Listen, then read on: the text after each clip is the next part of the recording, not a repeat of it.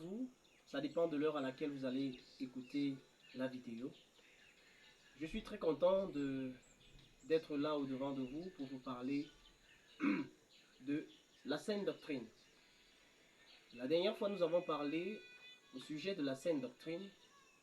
Nous avons dit que nous allons aller étape par étape. Et aujourd'hui, par la grâce de Dieu, nous allons commencer par la base de la saine doctrine qui est la repentance et le pardon des péchés. Mais avant d'entrer dans le vif du sujet, nous allons commencer par la prière. Éternel Dieu, Seigneur du ciel et de la terre, voici que nous allons parler de ta part.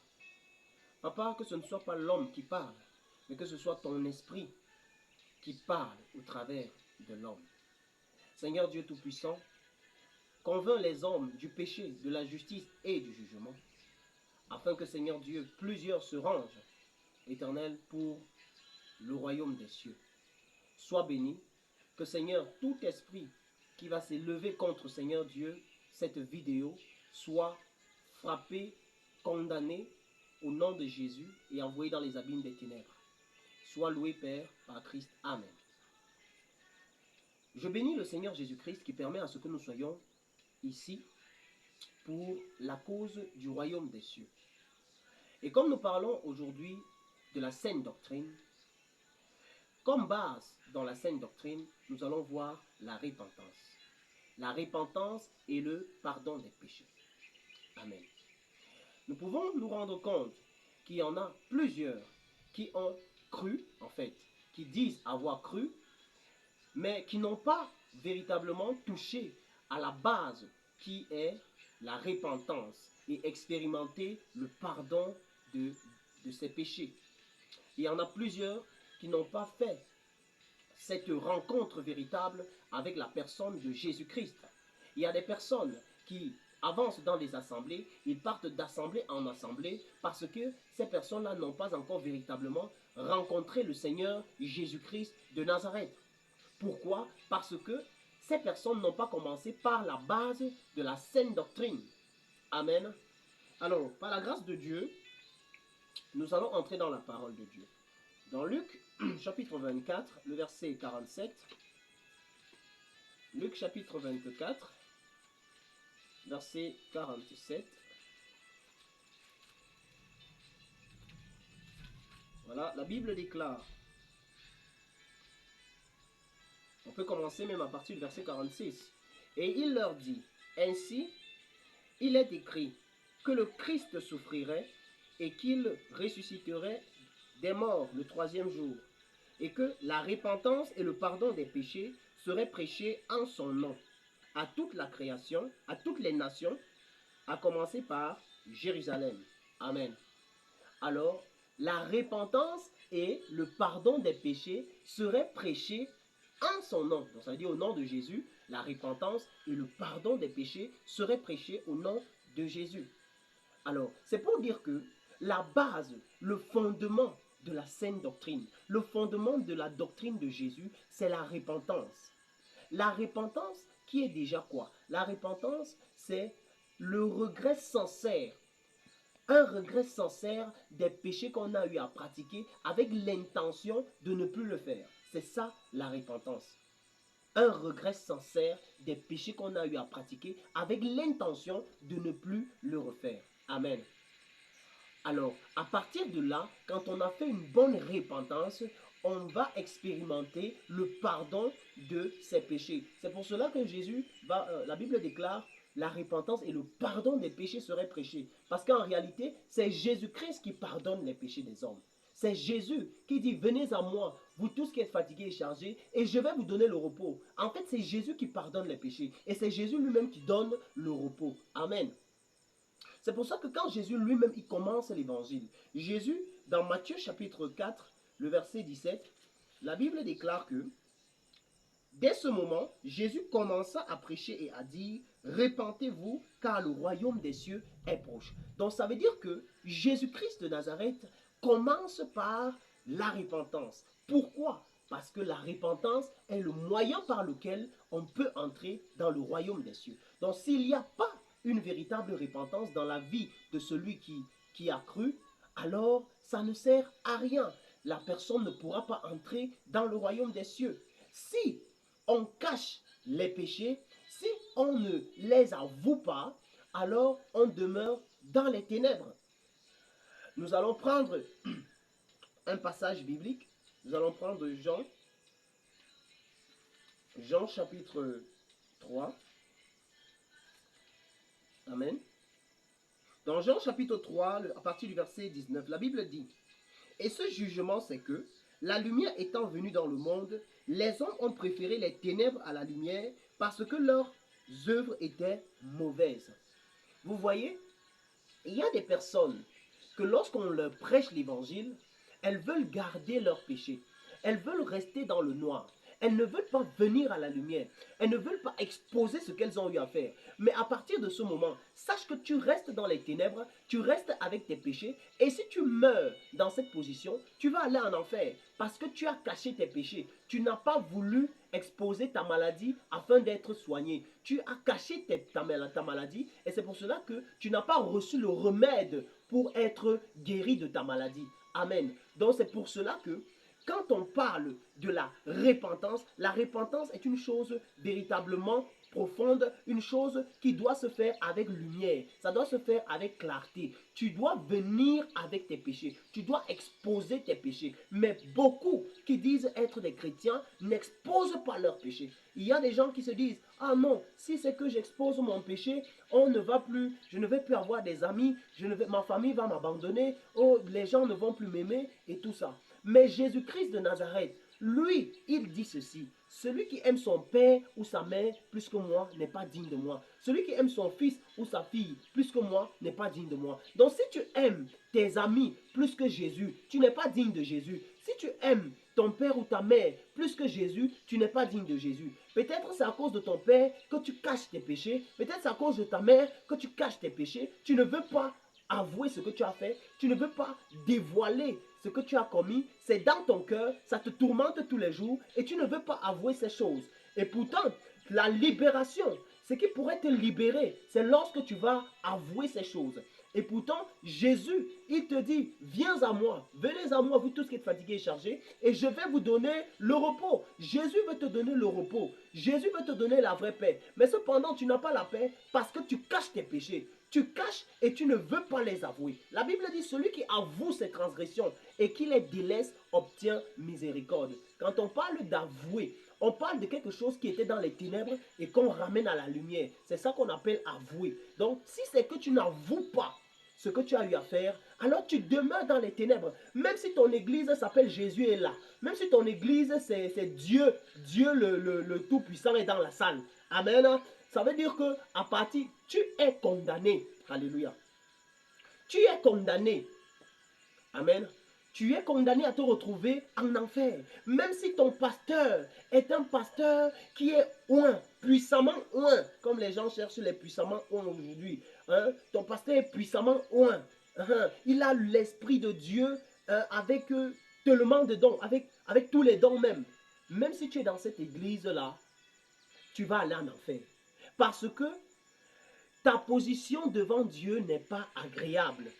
Dieu te regarde particulièrement. Les yeux de Dieu sont sur toi. Les yeux de Dieu connaissent ta vie. Amen. Dieu sonde les cœurs et les reins. Il te connaît particulièrement. Il veut que tu avoues tes péchés. Il veut que tu avoues tes transgressions. Parce que tes transgressions sont en train de te conduire en enfer. Sans que toi-même tu ne saches, tu es en train d'aller en enfer. Et si tu meurs comme ça et que tu n'as pas eu le temps de te repentir, c'est très très très dangereux. Amen.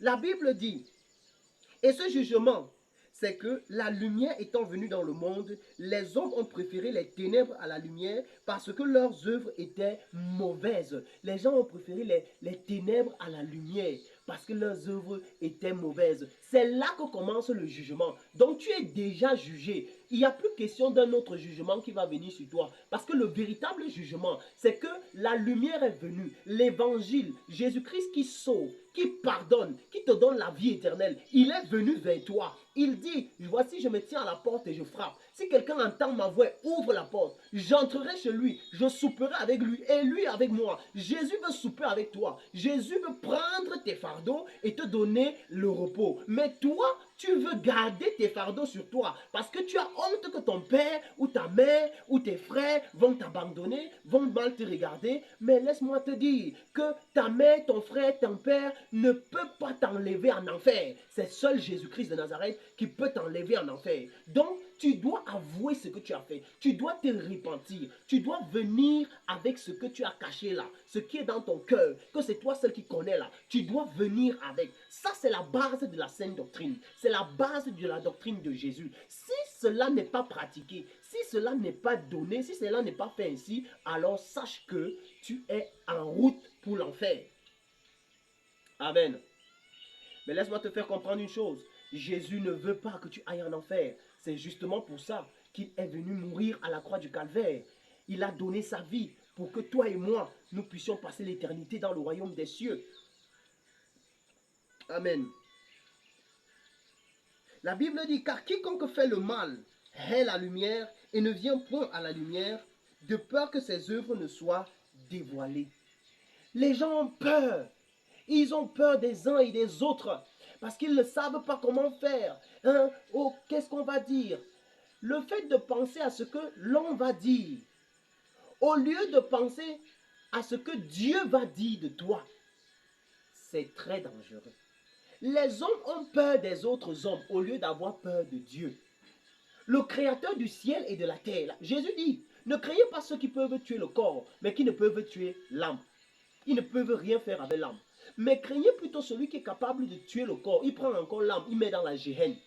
Dieu, il est capable de tuer ton corps, il prend ton âme, il met encore dans le feu. Et toi, tu as peur de l'homme. Un homme qui ne peut rien faire avec ton âme. Amen. Ici, c'est la base. La base de la saine doctrine. La base de la doctrine de Jésus. La repentance. Et le pardon des péchés. Parce que lorsque tu te répands sincèrement, lorsque tu te répands de tout ton cœur, alors tu vas recevoir, tu vas faire l'expérience du pardon de tes péchés. Tu vas ressentir dans ton âme que le poids des péchés est ôté, que tes péchés ont été ôtés. Parce que Jésus, lorsqu'il voit un cœur vrai, un cœur sincère qui vient à lui, comme lui-même il est la vérité, et on dit que ça qui se ressemble s'assemble. Donc ça veut dire, quand Jésus va voir la vérité en toi et que lui-même il est la vérité, alors là, il ôte tes péchés. Mais ici, il faudrait que tu viennes à la lumière. On ne fait pas les choses de Dieu dans les ténèbres, c'est dans la lumière. Parce que la Bible déclare, mais celui qui agit selon la vérité vient à la lumière afin que ses œuvres soient manifestées parce qu'elles sont faites en Dieu. Amen. Celui qui agit selon la vérité vient à la lumière. Amen. Il vient à la lumière. Donc tu dois venir à la lumière avec les péchés que tu as pratiqués. Tu dois venir à la lumière avec tout ce que tu as fait de mal. Tu dois confesser devant Dieu et devant les hommes que tu n'es plus dans cette vie, que tu as eu à pratiquer cette qualité de vie et que tu n'es plus dedans. Il faudrait que Dieu et les hommes sachent qu'à partir de ce moment, tu es une nouvelle créature. Tu es je vais dire, une nouvelle personne. Tu es une personne qui est quittée du camp des ténèbres pour le camp de la lumière. Il ne faut pas que ce que tu as commis comme péché reste dans le secret. Pourquoi? Parce que lorsque tu dévoiles ce que tu as eu à faire, cela sera bénéfique pour d'autres personnes. Ça va te sortir maintenant comme un témoignage. Ça ne sera plus que tu es encore dans le péché, mais on va parler dans l'imparfait. Tu étais, tu faisais, et le Seigneur t'a délivré. Et la gloire va revenir au Seigneur Jésus-Christ. Mais si c'est que tu caches ce que tu fais, alors comment la gloire va revenir au Seigneur Jésus-Christ? La gloire ne pourra pas revenir. Pourquoi? Parce que tu as caché ce que tu faisais de mauvais. Amen. Et là, comme tu caches le péché, alors le péché va te conduire en enfer petit à petit. Amen. La Bible continue en disant dans Actes chapitre 19, à partir du verset 18, la Bible dit, plusieurs de ceux qui avaient cru venaient confesser et déclarer ce qu'ils avaient fait. Amen. Plusieurs de ceux qui avaient cru venaient confesser et déclarer ce qu'ils avaient fait. C'est pour dire que quoi? Quand tu dis que tu as cru, quand tu dis que tu as cru, on ne doit pas, ce n'est pas, tu ne dois pas rester dans ton coin. Parce qu'il y a des gens, ils disent, genre, j'ai cru, mais il est dans son coin. Non, c'est pas comme ça. La Bible dit que ceux qui avaient cru, ils venaient. Ils venaient où? Ils venaient chez les frères. Là où il y avait les personnes déjà sanctifiées, là où il y avait des personnes déjà sauvées, alors ils venaient et ils confessaient, ils déclaraient ce qu'ils avaient fait. Oui, il n'y a pas de chrétiens solistes. Oui, que tu es chrétien, mais tu es dans ton coin. Non, ça n'existe pas. Ça, c'est satanique même. Parce que la Bible dit que celui qui se tient à l'écart cherche ce qui lui plaît. Et il s'irrite contre tout ce qui est sage. Proverbe 18:1. Amen. Donc, la Bible dit qu'ils venaient, ils confessaient et ils déclaraient ce qu'ils avaient fait. Oui, c'est ça qui montre que tu as véritablement accepté Jésus. C'est ça qui montre que la parole de Dieu t'a vraiment touché. Et tu viens, tu te répands. Tu dis, Seigneur, voilà, j'ai fait ceci. Seigneur, j'ai fait cela. Seigneur Jésus, pardonne-moi mes péchés. Seigneur Jésus, change-moi. Je ne veux plus marcher comme le monde marche. Je veux maintenant marcher, Seigneur, selon toi. Alléluia. Que c'est beau. Alléluia. Que c'est beau d'entendre de ces paroles. Que c'est beau d'entendre des paroles qui viennent du fond du cœur. Et l'acceptation de Christ. Amen. La Bible dit comme ceci, Amen.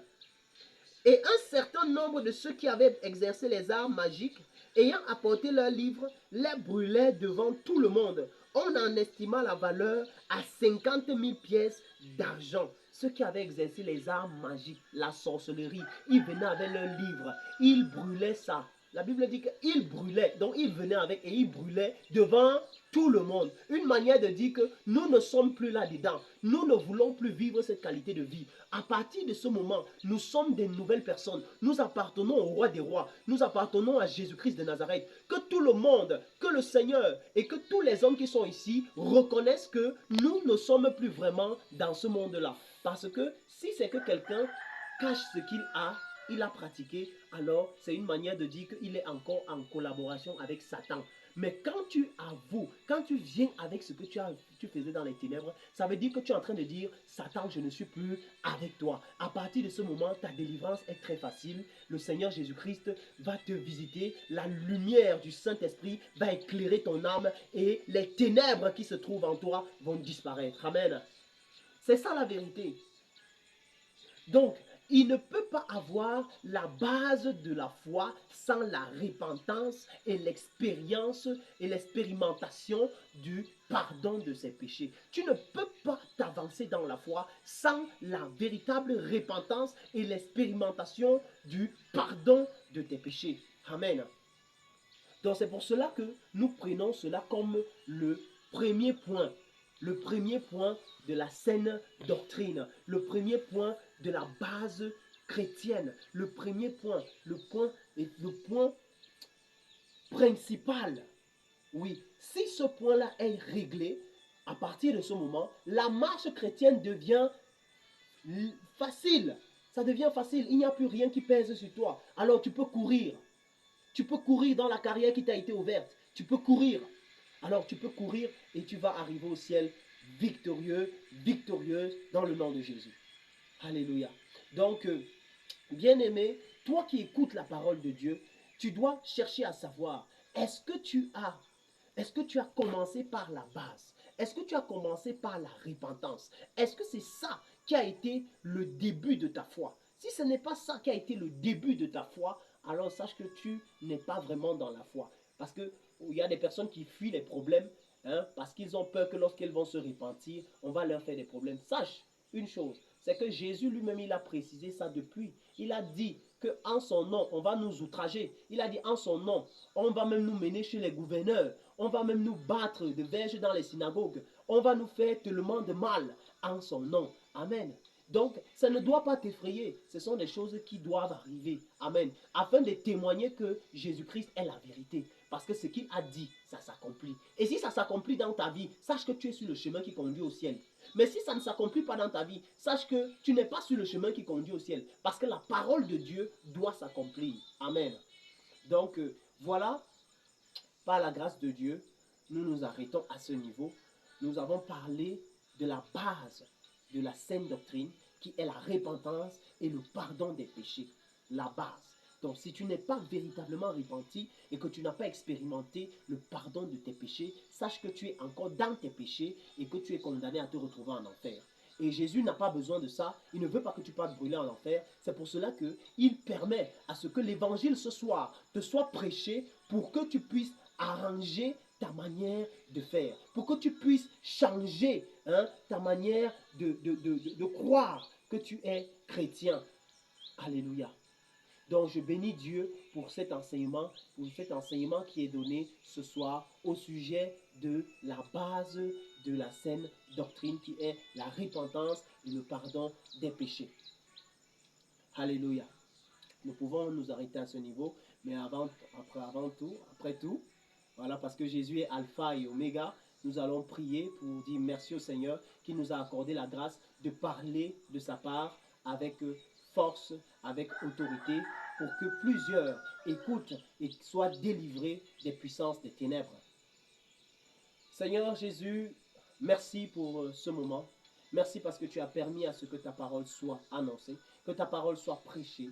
Seigneur Jésus, souviens-toi des âmes qui vont écouter ce message. Que ton Saint-Esprit les saisisse, que ton Saint-Esprit les convainc du péché, de la justice et du jugement. Et que Seigneur Dieu, tous viennent à toi. Que tous, éternel Dieu Père, se tournent vers toi avec des cœurs repentants. Sois béni mon Sauveur, sois béni mon Seigneur Jésus-Christ. Amen. Soyez bénis au nom de Jésus-Christ. Amen.